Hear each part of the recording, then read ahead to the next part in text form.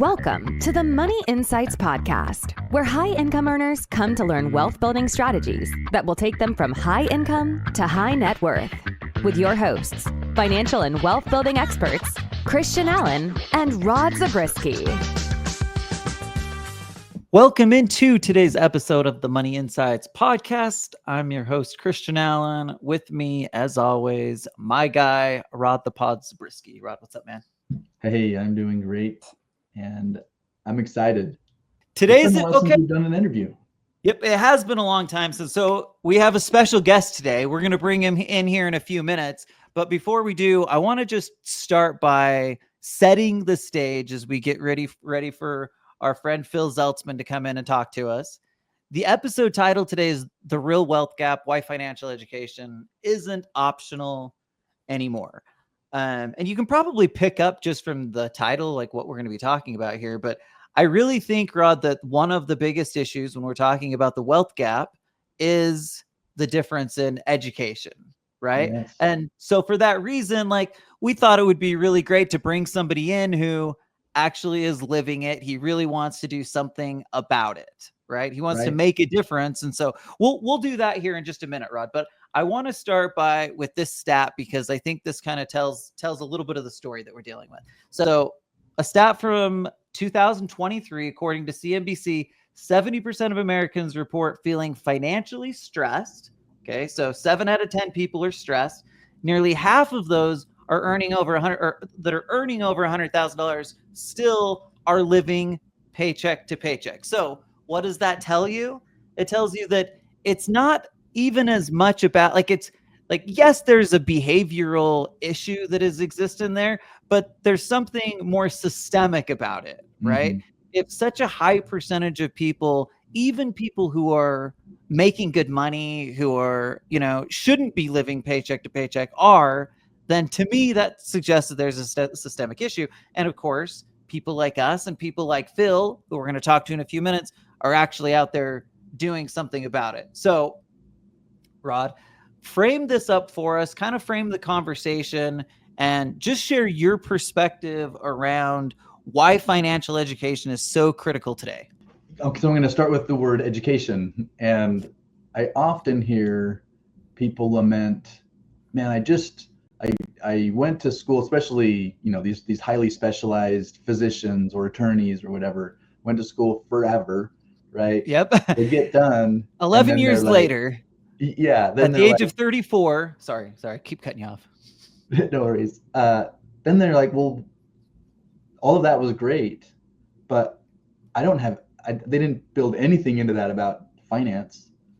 Like now I'm going to earn all this great money, which I'm thrilled about. But what do I do with it? How do I actually build wealth? And so they lament that. And I think this is me a little bit on a soapbox.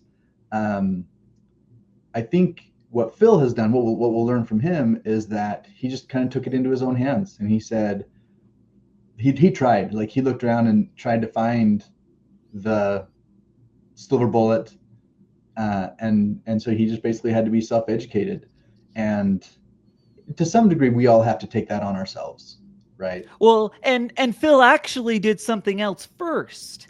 He just tried to be excellent in the traditional stuff. Yes. Right? He tried to just go with the traditional route and basically be a hyper saver and see if that can get him where he wants to go. Yep. And then, of course. Yeah. And so now we get to the education part of it, because that was on somebody else's bidding, right? Someone else is saying, oh, contribute to your 401k and put the rest of the money in a brokerage account and put it in stocks, bonds, and mutual funds, and be really smart about the way you do that, take a long-term view, and everything's going to work out fine, right? But what he found was that wasn't happening, and he wanted to figure out why. Like, how can I fix this problem? That's where the education came in for him, and what he's offering kind of for others that we'll get into. But from a philosophical standpoint, so it's not as much about budgeting, right? So you mentioned that if they're living paycheck to paycheck, why is that? Well, it's because they're spending as much as they're taking in. Okay, well, great. That's fine. Like that's a starting point. It's an element, potentially. Yeah.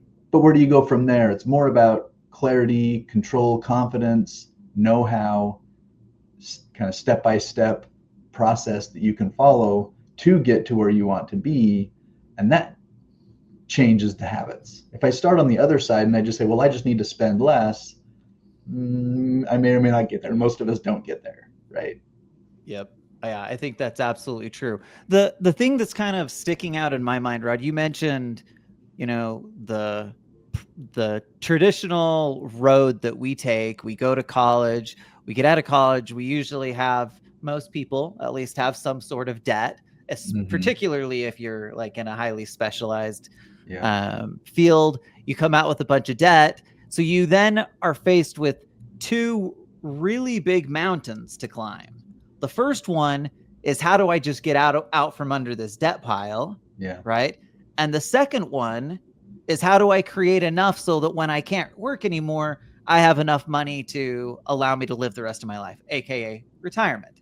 Yeah. So I've got these two huge things just staring us in the face. We're going to say, I'll add a third one, because the third one is all of this delayed gratification, or even just like living a normal lifestyle. And they're like, okay, now I'm ready to go get a home, get the cars I want, put my kids in private school, whatever dreams and things that kept them motivated.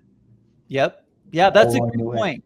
So you have like, all of those three things are really powerful forces, right? They're absolutely all things that are important to people. Yep. And oftentimes either the retirement or the debt gets put on hold or pushed back because we're now at the stage where we have kids and we want to make sure that they're getting the education, all of those things that you just talked about. Yes. Okay. So from my perspective, this is just a new framework that's kind of that I keep thinking about. The problem is that everyone's focusing on accumulation and not acceleration, right? So the biggest challenge is that we need to move that mindset and think, okay, how do I just strategically and methodically accumulate money, when in reality, in order to climb those three mountains, I've got to do more than just that slow, steady accumulation. I have to figure out how I can actually accelerate the speed at which I build wealth. And so the difference is really about moving into acceleration mode. And again, when people do that, and what is acceleration mode? It's really just moving into the alternative investment space, right? Yeah. And learning the strategies like supercharging your investments through the investment optimizer is an element of that. But the real core, the real driver is what's happening by just getting the right kind of education so that I can actually learn the things that accelerate and drive real wealth, like the people who are actually, successful investors, successful wealth builders. Mm-hmm. So anyway, it's just kind of this framework that came to me, and I felt like, man, that's what we need to be focused on. We need to be locked in and focused on helping people accelerate that going from I feel like for a long time, it's just been like, it's almost like acceleration. People view it like a shortcut. Like, oh, you're trying to take some shortcut. Like, no, you just have to be slow and methodical. It's like the turtle and the hare, right? Like, we all have to learn to be the turtle because the turtle ultimately wins the race. Well, gosh dang it, in wealth building, if you learn how to run faster, I promise you'll get there much more quickly and with more to show for it. So anyway, we just need to focus on acceleration, Rod. That's my long and short of it. I like it. There's a ring to that. Yeah. Acceleration, not accumulation. Yep. I like it. Okay. All that said, Rod, let's get into our interview with Phil. Like I said, okay, so Phil is, he's extremely detailed. He's very thorough. He's a veterinarian surgeon by trade. He's been a good friend of ours, so we're excited to bring Phil in. He's going to tell us a little bit more about kind of what he's been doing, a little bit of his framework for why he's here and why he built this course. And then make sure you stay long enough to get the special deal that Phil's going to throw out, because I think it'll be hugely valuable for anybody that can connect with him and join the course. Okay, without further ado, here is Phil Zeltzman. Okay, so in this episode, we've been talking about the critical importance of financial education. And we thought it would be a really great time to bring in a longtime client and good friend of ours, Phil Zeltzman, who, as I stated before, is actually doing something about this issue. Phil, how are you? Great to have you with us. Great to be here. Thank you for the opportunity. Okay, so as I stated earlier, Phil has created a course, and we're going to dig into some of the details of the course, and we're going to get some of the inspiration behind you. But before we do that, let's just start by kind of taking the 20,000 foot view. Let's go really high level and just talk a little bit about kind of your background, Phil, as a person from a professional standpoint, and then we'll like get more laser focused in on what this course is all about, why you created it, and what you're hoping that people will get from it. So, but let's start there. Give us just a high level overview of Phil Zeltzman. Who is Phil? So my main trade is I'm a veterinary surgeon in Pennsylvania. So that's all I do. I do surgery and only surgery. I'm a specialist. Okay. And you've been doing that for a long time, right? Yes, a long time. Yeah. I used to work 7 days a week at my worst, on call 7 nights. So I had to cut down for sure. What allowed me to cut down is the things we're going to talk about. Is that I found ways to educate myself about alternative investments. It was not easy, but I eventually found a way. And I think that's going to be my new mission. My next chapter is to help others do what I did. Now I do surgery 2 days a week, which has significantly improved my quality of life. Yeah, that is a huge difference, right? So like for everybody, financial freedom and independence looks different. Mm-hmm. And for a lot of people that we talk to, a lot of them really love the idea of doing like the core job that they've done for their whole lives, but they want to do it on their terms rather than on someone else's, right? And so what I love about your story is that you're a living example of someone who started out working, and has been able to, through both your effort in working and through the education element, becoming more savvy as an investor, those two things kind of coming together, creating this ability for you to really scale back and start to focus on something else that you're passionate about. Is that kind of a fair way to put it? 100%, yes. Somehow in all of his spare time, he pulled that in together. all of your spare time. Okay, Phil, we're not going to get into the course yet, but when we were talking, you mentioned, could you tell me estimated, how long do you think you spent putting together this financial course that you're going to be doing? And when is the kickoff date for this, by the way? Remind me. July 26th. So okay, July 26th. That means that people listening, you want to get in there quickly. Phil, we'll make sure that at the end of our interview, we'll go back to this and we'll give you a chance to throw out an offer to our audience as well. But it's coming quick.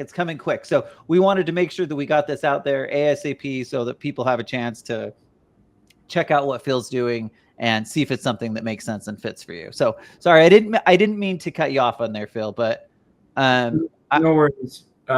So I decided to divide the workshop in 2 sessions because it was too much information, certainly to do it in one session. So the first half is on July 26th, a Saturday, pretty much all day.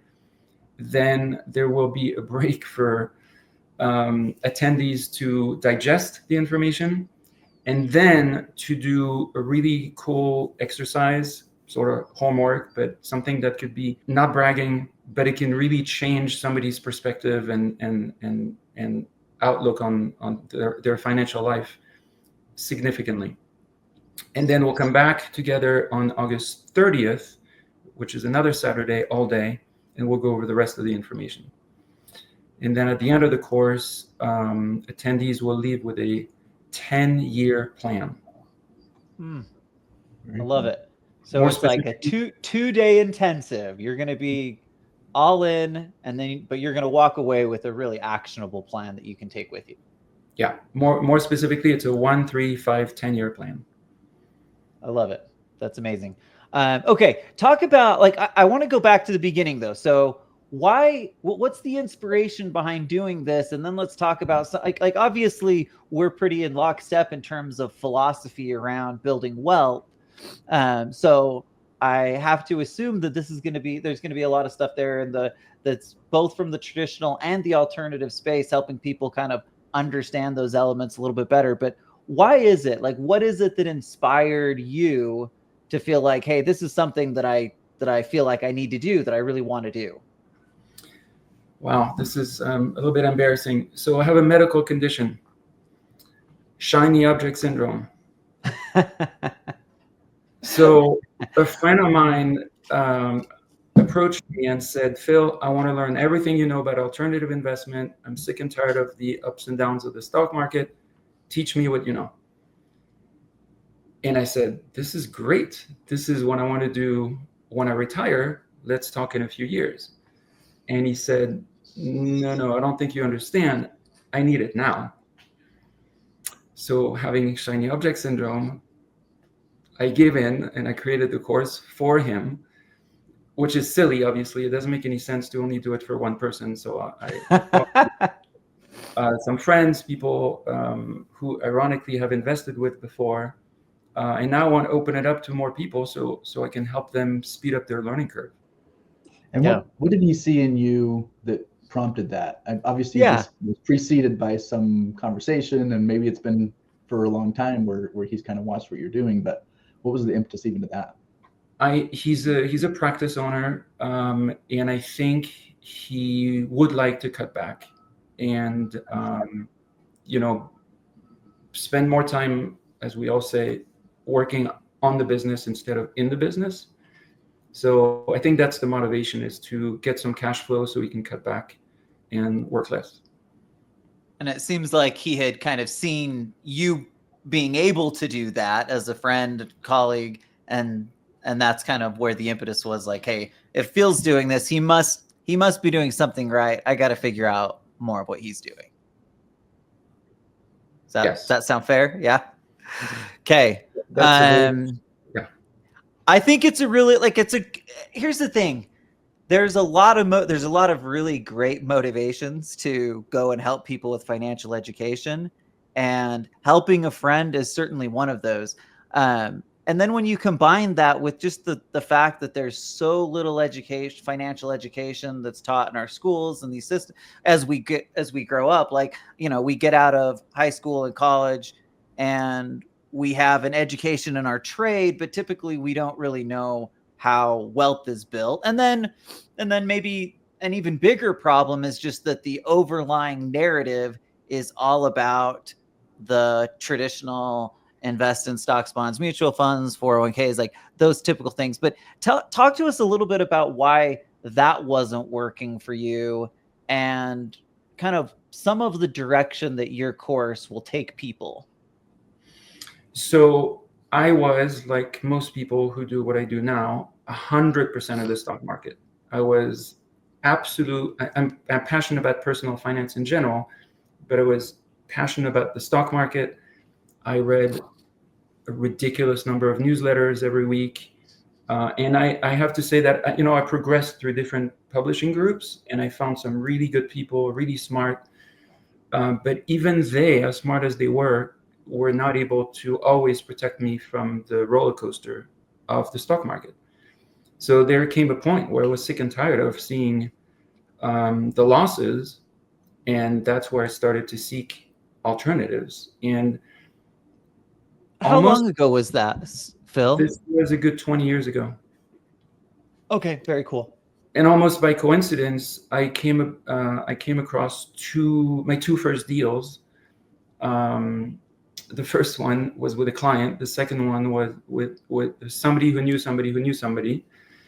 And both worked out very well, very predictably, exactly as advertised. And I got hooked.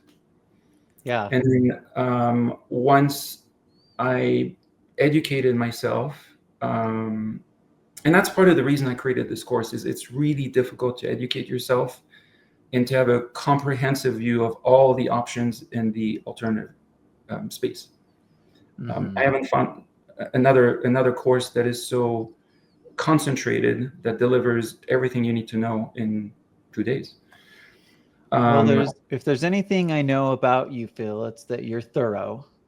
And so I suspect that the material will be really thorough and detailed and really, really valuable. Yeah. So I do talk about my journey in the course. To be perfectly objective, I wouldn't deter people not to have some money in the stock market. It works for some people. I just got tired of the ups and downs and realized that in spite of the typical narrative,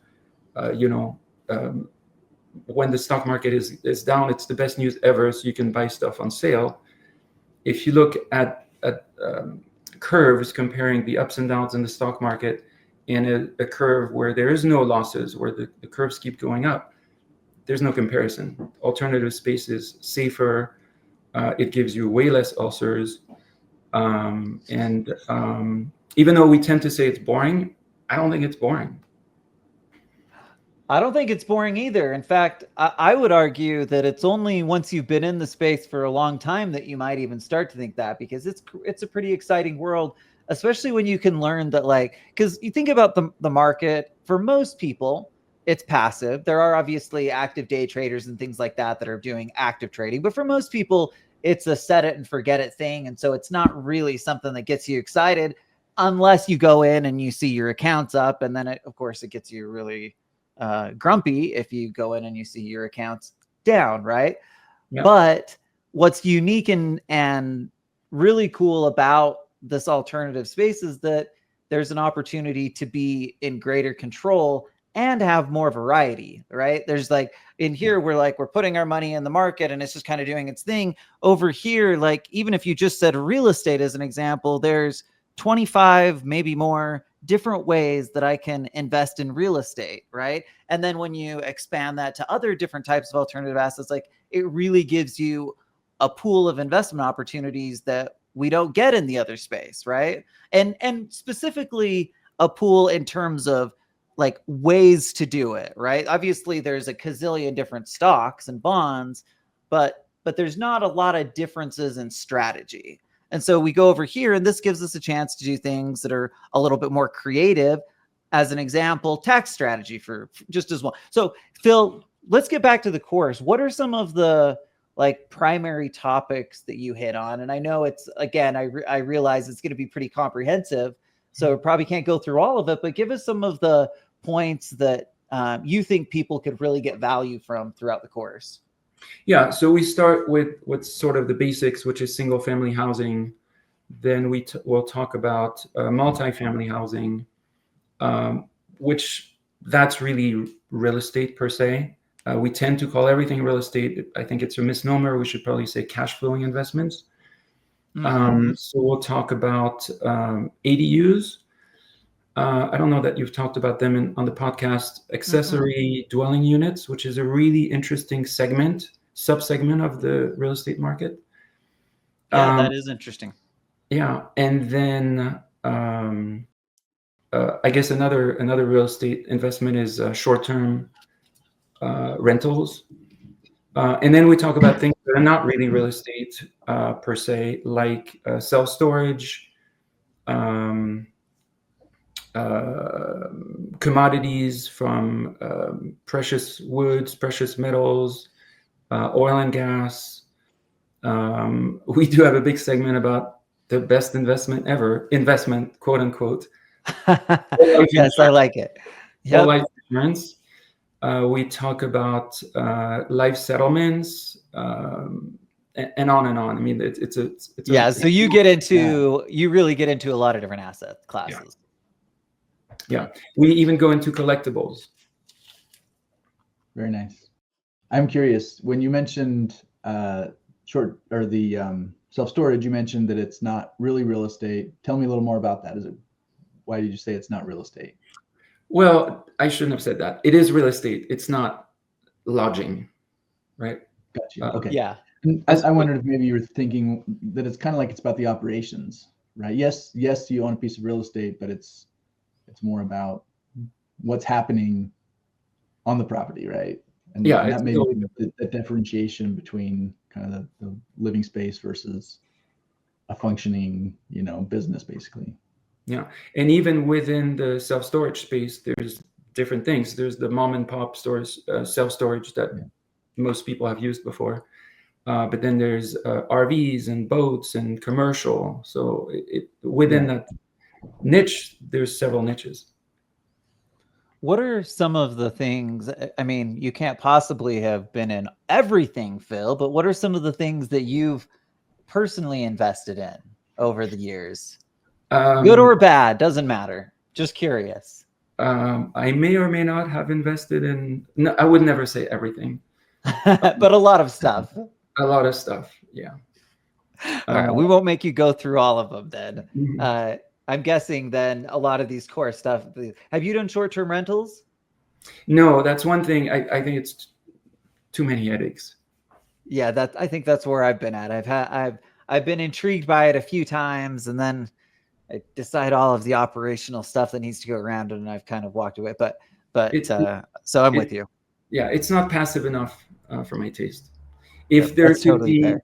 A solid fund, and I think Christian, you and I have talked about this privately.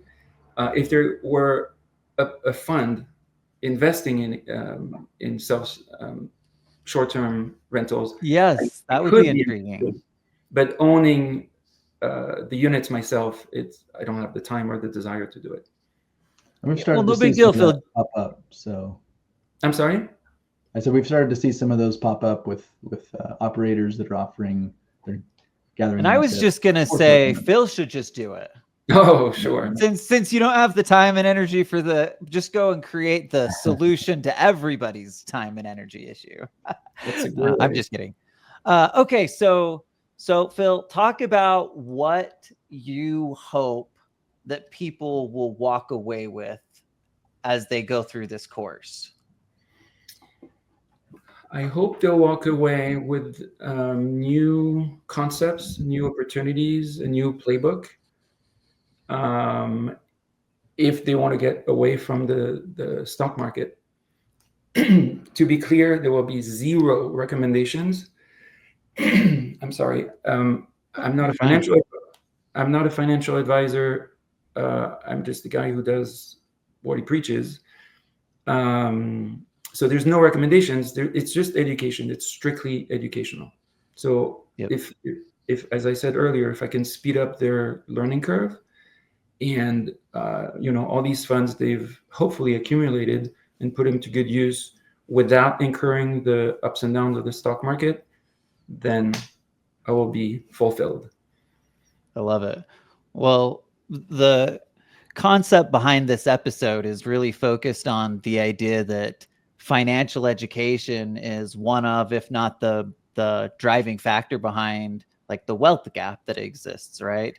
Education and financial education are playing a massive impact on the differentiation between the middle class and like the growing divide between the middle class and the upper class, or the different classes that become so problematic inside it here in the United States. And so the idea that we can put forth some education that can give anybody an opportunity to learn those core principles, because really the thing that we're not talking about, we oftentimes like wrap this stuff in the idea that, hey, this is what the wealthy do, but the truth is that this is what the wealthy do, right? So these are the types of things that investors who are really successful are doing. And so if we can get these kind of principles, these kind of strategies and concepts and ideas into the hands of more and more people, then of course it gives those people an opportunity to change their lives in a really transformative way. So when I see this, I view this as a really noble cause.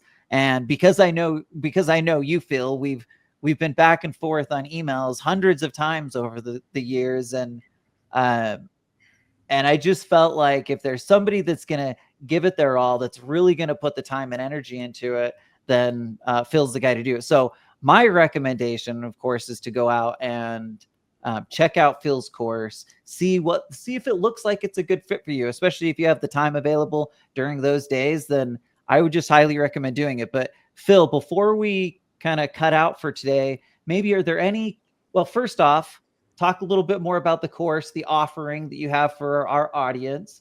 And And then I had one more thing, and I thought, but let's go with that first. Tell us about the offering that you have specifically for our audience.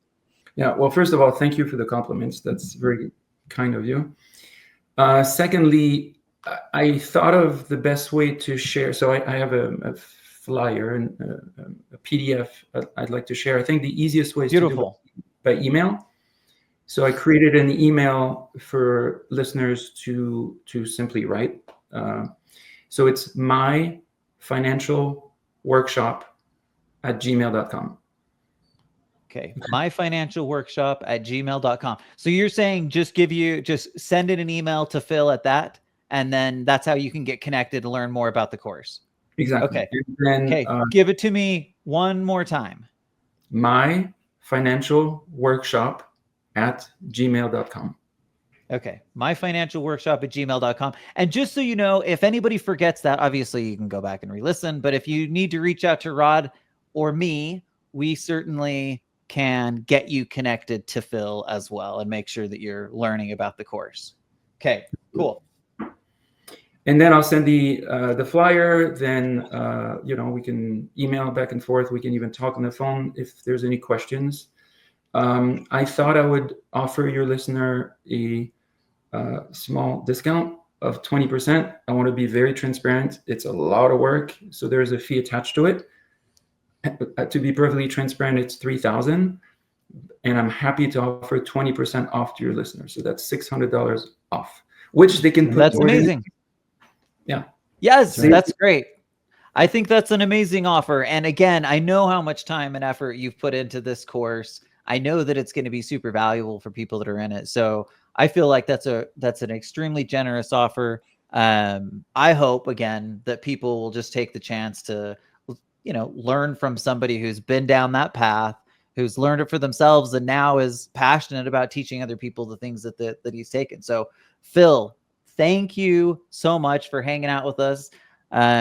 We'll make sure that we get this out quickly because we want people to be able to hear it and have a chance to get connected with you before that time comes. So thank you so much for hanging out with us, and we wish you the best of luck, and we'll be sending people your way.